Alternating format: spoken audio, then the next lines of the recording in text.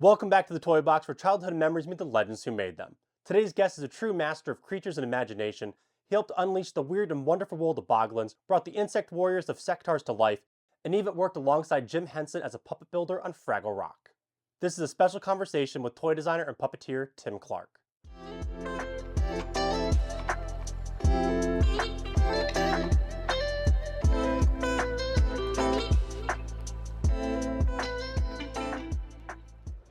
So we're here at Retro World Expo in Hartford, Connecticut, and we're here with Tim Clarke. So, Tim, why don't you just tell the people what you've done for, I guess, nostalgia history? Well, let's see. I went to Pratt Institute. I took a puppetry class with Kermit Love the last semester of my senior year. Kermit was known for designing and building Snuffleupagus and Big Bird. And when I finished his course, he asked me what I was going to do after I graduated. And I said, no, I'm looking for a teaching job, but there are none. And he said, well, why don't you come and work for me? And I said, yep, you bet, So working for Kermit, we did a lot of Sesame Street characters for overseas market, for Kuwait, Mexico, and Germany. And in between that, Kermit was also very well known as a designer of costuming for major ballet companies. So he did a lot of work for New York City Ballet and Joffrey Ballet and for Twyla Tharp. And after working for him for a year, he said, Jim Henson is starting up a new project, and I think you'd be perfect for it. And you have an interview with him next Thursday. And I like, okay, There we go. I gathered all the stuff I had created over the 2 years and jammed them into garbage bags, got on the subway and went up to the workshop and met with Jim. And he said to me, I really like the fact that you're thinking about using your whole body to create a puppet, or using your hands in a different way, not just doing them. So I got a job working for him, and the first project was Dark Crystal. So you worked on Dark Crystal, you worked with Jim Henson. Right. What was probably the most difficult aspect of the puppetry design for Dark Crystal? The complexity. Just the process of actually making them. Everything, unlike being fabricated like a Muppet, out of foam and fleece fabric and feathers and all that stuff and fur, it was a total departure. So we were sculpting all the characters' heads out of clay, and then making plaster molds and casting them in foam latex. And then you had to make it like a armature to hold that up out of fiberglass. So it was a totally different process. And Jim asked Dick Smith, who was a very famous makeup artist, to come in and show us how to use foam latex. And he was learning, we were learning a lot from him. But he said, the way you're approaching this is so different. He said, and the movement you get with your hand and moving the foam latex with your hand is so much greater than when I apply something to somebody's face, because you're limited. All you really have is the muscles in the person's face and jaw movements. And he said, but you guys can do all these great things with your hands. So,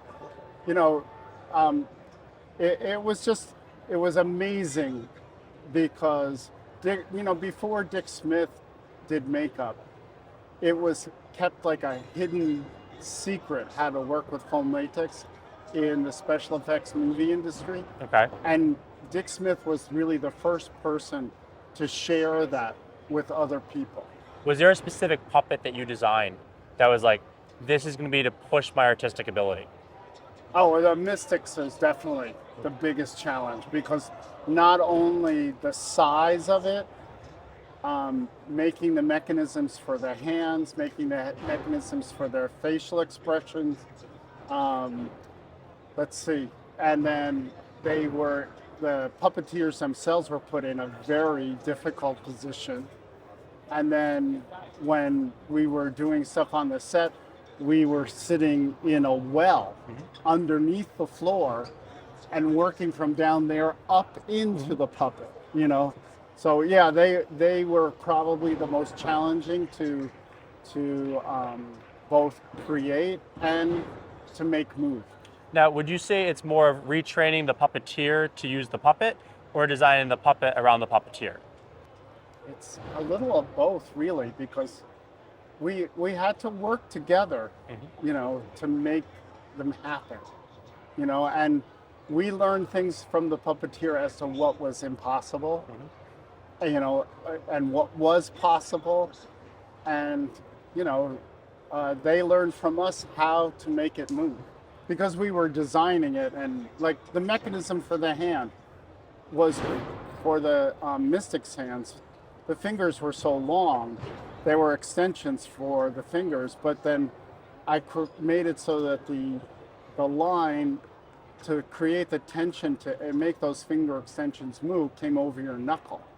And so as you bent this part of your hand, because this is the largest pivot point right here, then it would curl the fingers at the end.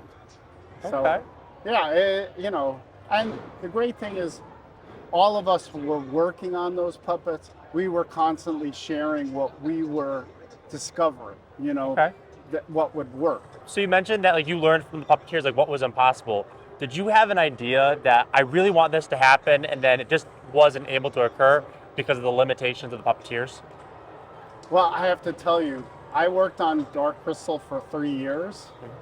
In between, we worked on Great Muppet Caper and Muppet Show, but mostly that's what we did. And we were very fortunate that Jim gave us that length of time to work things out and make mistakes and discover, and you know, it was unheard of in the movie business. It just, you know, it's like I didn't realize how unusual that was till I did a panel discussion at Dragon Con with Nick Maley and one of the Kyoto brothers, and they said, you know, like you guys just ruined it for us, because you know, we would get studios in LA, it would say, I want you to do something just like what Jim Henson was doing. And, you know, we would say to them, look at, you know, Jim has a dedicated workshop. They work year round doing that stuff. You want me to do what it takes them years and do it in 3 months? It's not going to happen, you know? You worked on Dark Crystal. Yeah. You worked with the Muppets. You worked with Fraggle Rock. Right. Do you have a puppet that you've created that is your all-time favorite? Or are they all kind of like, well, they're all my children? No. I mean, definitely the Mystics. And then after that, Uncle Traveling Matt. A lot of people know who the Mystics are, but everybody knows who Uncle Traveling Matt is, because he was done as local segments in countries all over the world. You know, so it doesn't matter where I go in the world. They know Uncle Traveling Matt. They know Uncle Traveling Matt because they did it in Scottish, they did it in French, they did it in, you know, like Spanish, everything. And they start talking to me in their native language, and I go, no, I did not, you know, have to do that. It was local puppeteers that they hired to do it in the native language. So then, I mean, after doing all the puppeteer work and creating these puppets, you've stemmed into the toy industry as well. Yeah. I mean, Boglins, Sectaurs. What kind of pushed that move? Well, when I came back and I was working on Fraggle Rock, I went to Jim and I said, you know, Jim, all the toy companies are taking Muppets as a license. And all they do is put a sticker on something that they've already made, and it doesn't personalize it to what the character is. And we're doing things that are so much more innovative than what the toy companies are doing.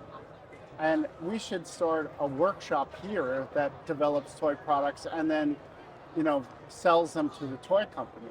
And he said to me, Tim, it's a wonderful idea. I just don't want to do it. Okay. And so then after Fraggle Rock, a lot of us were put on freelance, and that's when I started doing toy design and development. And the first thing was Sectaurs, and it was, an action figure insect. I mean, a puppet basically with an action figure on the back, and your fingers became the legs of the insect.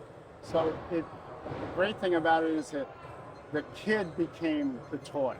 It wasn't just this thing that was an abstract outside of your body. You were part of it. And that's the thing that I loved about puppetry, is that you were capable of making things come alive. And then after that, Boglins came out. Which, I mean, I love Boglins. So, like, if you've seen the game room tour for me, I have a bunch of Boglins on the top of my bookshelf. But, I mean, to watch the man, the myth, the legend, Tim Clarke, puppet his own Boglin, I mean, that's incredible. Yeah. So these were relaunched in 2021, and they did really well. And I'm continuing always to make new toy lines. This will be coming out, shipping in November. This is a snooze monster, and we have illustrated stories that go with each of the characters. And so they'll be shipping in November. What's the tell me what's the story behind Snooze Monster? Well, this is a line that I've actually been working on for like 3 years, and it's all about how the young snooze monsters never want to sleep. They don't want to go to bed. And he's out and he's doing mischievous things, and one of the mischievous things that he does at night is sneak into kids' bedrooms and take one sock. Because everybody that's where my always socks go. Where did my sock go? I had that problem this morning. And what does he do with the socks? He makes sock puppets. So it's a nice circular thing, and it's really going to be, a lot of the storyline is about how do you recycle things to make new things. So that's Snooze Monsters. You can find the link and on my website. It's www.totims.com. And We'll put a link in the description below. yeah, and there's some plush animals that are going to be in the line also. Like, we have a storyline about a little calf who's very rambunctious, and giraffe, and all kinds of There's things. bears, elephants, looks Yep. like lions. Yep. And there'll be more monsters also, coming out. And then I've been doing this new line called Gargoyles, and these are hand sculpted by me, hand molded, hand cast, and hand painted. And the idea of these characters is they protect your stuff. So if you collect toys or You need a record gargoyle. albums, you need a gargoyle to protect your stuff, to keep people's greasy hands off it. I love the way you phrased that. Are you taking influences from your Boglin lines into the gargoyles as well? Because it looks like Yeah, you had of like course. Vlad's right Definitely. here, right? Yeah, yeah. And then you had Yeah. the Dracula bat on the back. Yeah, yeah. So I mean, there's certain themes that are always stuck in my head. like little Easter eggs across the toy lines. Yeah, it's just I don't know. There's certain imagery that has always fascinated me since I was a kid. And like my brother and I used to do haunted houses in our garage and charge kids to go in. And the big challenge in our neighborhood was who could get through the entire, haunted house without running out screaming before the end. So. If you give one piece of advice to people at home that either want to break into the artistic, creative scene or just absolutely love what you've created as nostalgia as part of their childhood, Yeah. what would you give them? That's a hard question, because in my own lifetime, creative businesses have changed so much. Like now, computer generated imagery is so important. So I would almost say the future is, in computer design and computer generated imagery, and combining it. I mean, the most recent re-release of Dark Crystal, they did some incredible work. Most of it is just puppets, but um, combining CGI in the way of getting rid of the green screen haze around the character so that it really looks like it's in the place that it's existing is phenomenal. I mean, the work on the Skeksis, crawling through those environments and crawling from the ceiling, you know, just incredible stuff. And then I do have another question for you. Yeah. So you worked with Mattel, and I believe it was Coleco, right, on Sectaurs? Correct. Yeah. What was the design process? Did you kind of just come with, like, this is what I want Boglins to be, this is what I want Sectaurs to be? Or was there a long evolutionary process? Well, with Sectaurs, both Maureen and I, who worked on Sectaurs, did a lot of drawings. After they saw the prototypes that we made and our initial sketches, then they hired us to work for several months doing, like pre-production imagery. And we did that. On Boglins, I had made the foam latex Boglins. Maureen made one, and Maureen's husband came up with the idea of the crate, and we had actually straw in the bottom, and Instead of the clips, or just yeah, decorative? and originally it was presented to Coleco, and they wanted to make it as an extension of the Sectaurs line, but unfortunately, Atom Computers bankrupted Coleco, so they never produced Boglins, and we got the rights back, and then we showed it to Mattel, and they flipped over. So, and Mattel had it for 2 years, and then they decided not to continue the line, and it went to Ideal Osairs in Europe, and it blew up, because You always see those mini Boglins all over the place. Mini Boglins, baby Boglins, wacky wall walker Boglins. Yep. It's like the Boglin squirters, the water Boglins. Yeah, There's so many. Hit them on the head and their eye pops out. It's like there were so many variations. I don't even have them all. Now, did you anticipate that blow up, or was it like a pleasant surprise? No. And I didn't even, because I wasn't living in Europe, I had no idea how big it became, because it was something way over there, and I just would get every once in a while samples shipped to me by Seven Towns, who was our agent. And I didn't really know how popular Boglins was until I did a Comic-Con show in London. And I'm sitting there, I was sharing booth space, and I was hand making some Boglins at that time. I was sitting at the table, and people would come up, and I was talking to them, and after a while he poked me in the ribs, and he said, "Tim, you're talking way too much to each person." He said, "You see that line that goes out that way and around the corner and all the way length of the building?" He said, "They're all waiting to meet you." And I said, "Oh, I'm sorry, I had no idea." It's like, people there were telling me that when they were kids and they were collecting mini Boglins, they got banned from school. Boglins got banned from school, so their parents would come and meet them at the schoolyard after school with their mini Bog collections so they could trade them. You worked on Boglins, you worked on Sectaurs. Are there any other toy lines that you had whether you design process that you might have worked with that we don't know about? Well, let's see. I ended up working full-time for Melissa and Doug Toys. I did a lot of the wooden train sets. I did their whole puppet line, their original puppet line. I mean, all kinds of stuff, a lot of stuff. I worked for them for 10 years doing design and product. That was Tim Clarke, a creative force behind some of the most unforgettable toys and puppets of the 1980s. If Boglins, Sectaurs, Dark Crystal, or Fraggle Rock were a part of your childhood, let us know your favorite memory in the comments. Be sure to like, subscribe, and hit that bell so you don't miss more stories from the legends who made our childhoods unforgettable. And next time on Back to the Toy Box, we'll be catching up with Jason Marsden, the voice actor who brought Max Goof from A Goofy Movie to life. Until then, keep that nostalgia alive, and we'll see you back to the Toy Box.